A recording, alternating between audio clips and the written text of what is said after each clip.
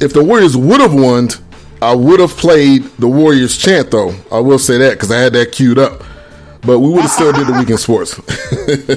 Oh yeah, we would definitely still talked about it, and more importantly, we would probably been talking about the sweep, right? We've been talking about the Warriors swept, the Cavs, and probably talking about what the Cavs need to do to compete with the Warriors next year. You know, but we don't have to because they actually came out and competed, and so they've shown that LeBron has enough help. Because people keep on saying he doesn't have enough help. He has enough help. The Warriors are just playing better. That's all it is. All right, man. Well, as always, appreciate you for coming on. Everybody, make sure you go follow Tyjun Mack, Tyjun Mack on Facebook. Also, catch him in the Real NBA Talk group, always talking NBA. So, appreciate you. Thank you, man. Appreciate being on here. Oh, yeah. Have a good one. You too. All right, that was Tyjun Mack. Always love getting him on the show, getting his sports perspective, especially what's going down in the week in sports like we always do. Got my man DJ Dollars and Cents in the building. In the building, man. Appreciate you. Appreciate you for jumping in. Also, we got Rolling Off Track podcast. Appreciate that. He puts in a question: do you really think Cavs can keep this previous game's momentum? That's a tough question because we were at this same place last year, 3-1, and that's the reason why this title of the show is called Back at 3-1 Again. So anything is possible. Anything is possible, but I think the Warriors have learned from last year, and I do not think they're going to allow it to go down the way it did last year. So I think the Cavs can continue this momentum, but Warriors playing at home in Game 5, I don't see the Cavs winning. But I think they'll come out strong like they did in this previous game. Dollars and Cents says, BS3, what about me saying on your previous show Astros going to walk away with the division? That's what it's looking like, and I'm sick to my stomach. I'm sick to my stomach watching what the Astros are doing right now. This is not what I was wanting to see. This is not at all what I was wanting to see. Also, we got Courtney Harden and also 334 Bama Boy in the chat room. Appreciate you guys as well. All right, so next up, we're going to be talking with Brett Reece Jr. He's going to be calling in here in a couple of minutes. He is a wide receiver for the Texas Revolution football team. They're part of the Champions Indoor Football League here in Texas, in Dallas-Fort Worth. So it'll be great to get him on the show. They got a big game tonight. They got a playoff game that they'll be facing tonight. So we'll be talking about that. 334 Bama Boy says, Urban Meyer was caught messing around with one of those female students at Florida. So to not let that spill out, he was able to resign due to health issues and wanted to be with his kids. As you can see, now that was BS. Now, I didn't know that, so I appreciate you breaking down some knowledge here in the chat room. I appreciate that.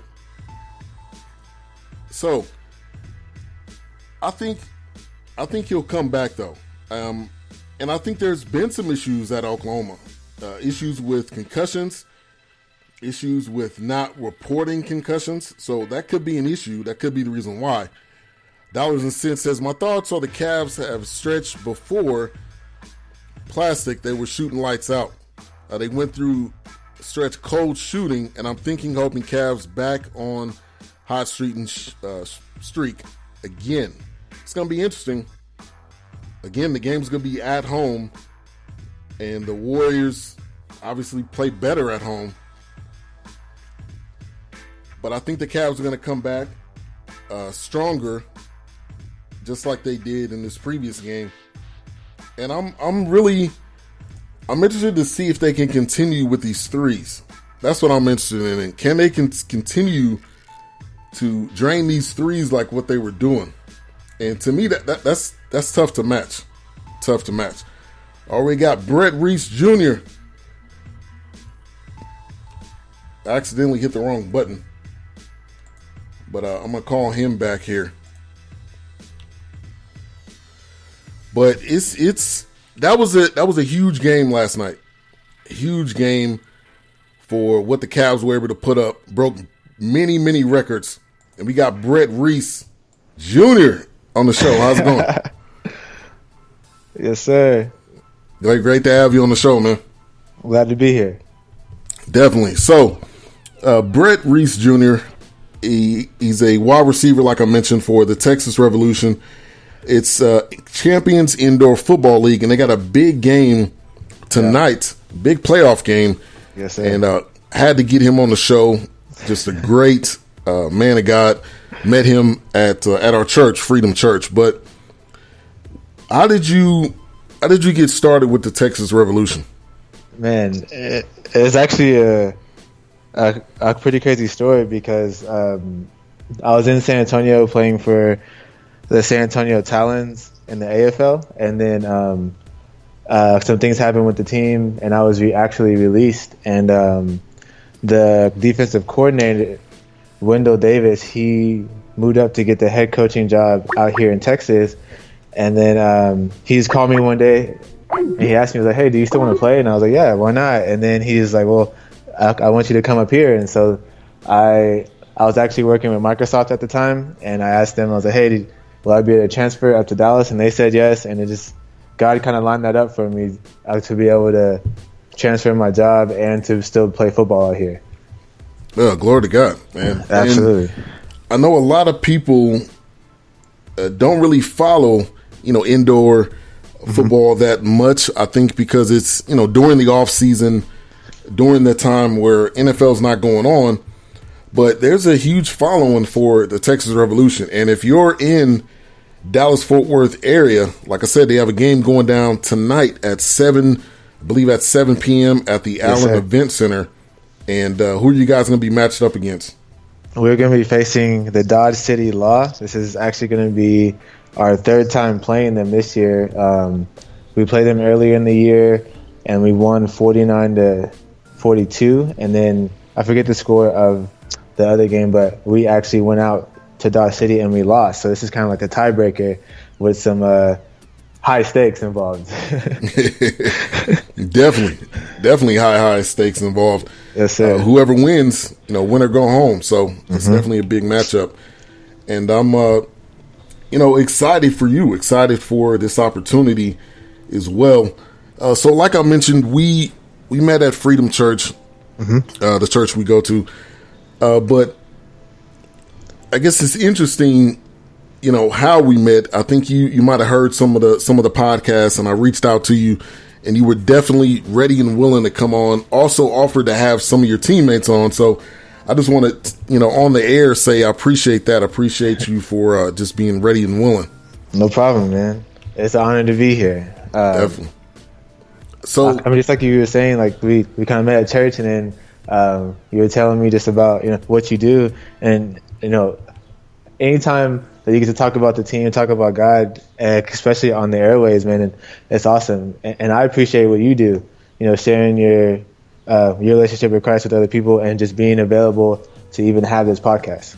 Yeah, definitely. So there was, I'm not going to call it an event, but there was a movement going on in Texas called Revive Texas. Oh man. that we were both involved in, and it was amazing leading people to Christ, but really just loving them where they are. That's what people truly need, is to be loved where they are, not told what they're doing wrong, not told that they should be doing something different, but love them, reach out to them. And simply what we did is went out and prayed for people. That praying went from ministering to people, went from leading people to Christ. So it was an amazing to be a part of, and it's going to continue. It's a lifestyle. Absolutely. It's not something that's short term. But what was your experience being involved in it? Man, just being completely honest and open, man, it changed my life. Like, just seeing how easy it is to share the gospel, man. A lot of times we overcomplicate it, and just seeing, people who I went out with multiple people, but after seeing the guys like Seth, Caleb, and Riley, and George, and Kyle, and all those guys, like, just being able to, go out and not being scared to just ask somebody if you can pray for them, or just talk about Jesus. Like, a lot of times in the past, like, we get nervous to talk about Jesus when, that should be the first thing we should be more willing to talk about. And hanging out with those guys, like, they really encouraged me in my walk with the Lord, just to be more open and just to be more involved, sharing my faith. Yeah, and I definitely agree, because my biggest thing was I was nervous. I was like, man, I'm going to be going up talking to people that I honestly don't know, talking to people that I don't, that I'm not used to talking to.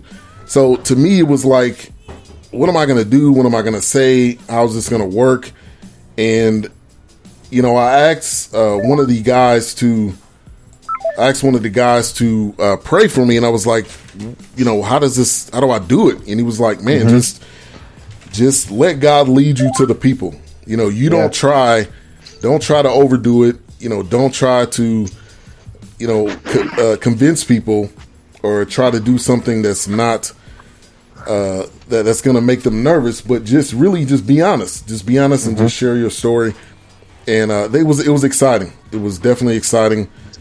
And I think, really, it changed my life as well. And to me, this is a everyday thing. My goal is to every day try to share the love of Christ in whatever way or form it is. And that's what I was most inspired by and most excited about being involved with this. Same here. It's just it's so easy. And like once our church kind of grabbed a hold of it, it was just awesome to see the people who you go to church with every day or every week going out there with you every day and sharing the gospel, just hearing their stories, hearing all the testimonies just around the city, man, was awesome. Just, you hear things about healing and salvations and, just all that stuff. It was just awesome just to hear what God's doing in the city. Yeah, definitely. All right, so like we mentioned, talking to Brett Reece Jr. of the Texas Revolution. In your football career, I know did you grow up in Texas or did you move from somewhere else to Texas? I've been in Texas since third grade until I went to college in Arkansas. Okay. And what college did you go to? I went to Ouachita Baptist University in Arkadelphia, Arkansas, a small little town that not many people know about. And if you ever, I was gonna say I never heard of it. If you ever drive through Arkansas from Texarkana going to Little Rock, you're gonna pass it. If you blink, you're not even gonna know you passed it. All you're gonna see is a water tower that says Arkadelphia. And that's about it. Yeah, my wife has family in Wilmer, Arkansas, which is. That's like dirt roads. That's like, driving off the main street, and then you go down this street that you see in the scary movies, and that's how you get to her grandparents' house. So that was but so how was your career at in Arkadelphia, and how did everything go? Did you go to like NFL Combine, or how did it all work out? Yeah, so I played all 4 years. I started toward the end of my freshman season. I think it was the 7th game of my freshman season when I started. I started the rest of my 4 years there. I was all conference 3 out of the 4 years. I led the team in receiving and touchdowns and stuff like that. But the best part about what Ouachita did for me, it was how my coach Todd Knight, he grew me into a man of God. I mean, he poured into me and he believed in me, and just I was never a bad kid, but like just having somebody who was a symbol of faith and just a strong man of God who I could look to as a role model, that was probably the best part to me of my football career there. As far as like after football, We did have